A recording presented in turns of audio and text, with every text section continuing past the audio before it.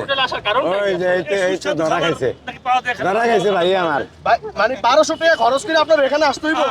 সেই সাময়িক খাবার জন্য খাইবেন কয় টাকা যা আল্লাহ যা খাওয়ায় 100 টাকা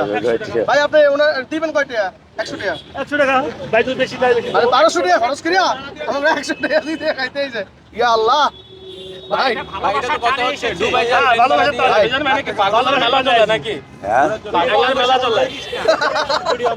এটা তো পাগলের মেলাই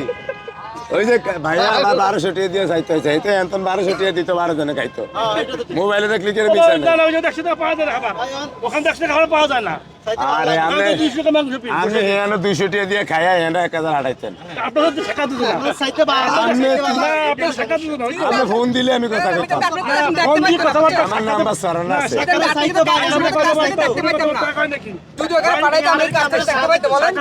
ভাই আমি এরম আবেগ বুঝি না এই যে আমি এরম আবেগ বুঝি না